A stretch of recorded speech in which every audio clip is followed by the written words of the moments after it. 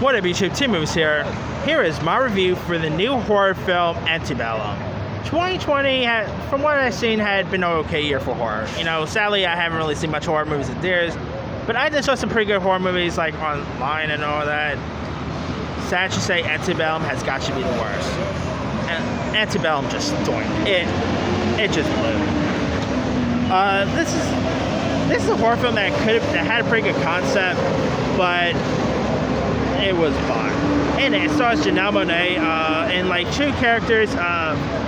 Here she plays a character named Eden, who's this slave on a plantation during the Civil War here, and she and the other slaves are watched by hawk-like Confederate guards.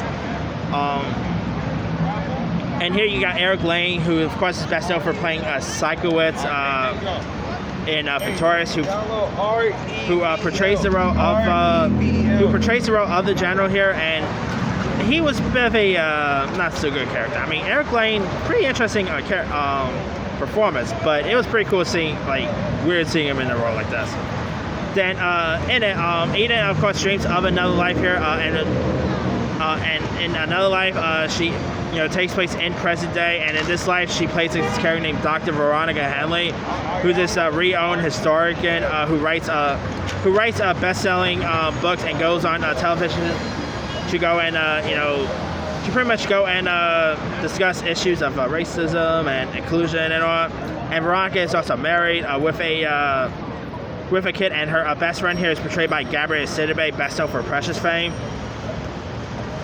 And she also crosses paths with this unpleasant character named Elizabeth, played wonderfully by Jenna Malone, who also looks exactly like the mistress of the plantation where Eden also lives in. So there's different dimensions here, and this feels like, and this kind of looks like for a time, she's a time traveler and all that. And parts of it is pretty much like in her dreams, and yeah, sad to say, I thought this movie it's probably gonna be my top 10 worst movies of the year, by the way. That's how terrible it was. I mean, it was supposed to go to theaters at one point, but you know what? I'm glad that they skipped theaters and just went straight to VOD, because I probably would have been disappointed if I had saw this in theaters. I thought it was a terrible film. Janelle Monáe, I thought she gave a pretty solid performance. I mean, Janelle Monáe is she's terrific in anything I've seen that. But that aside, I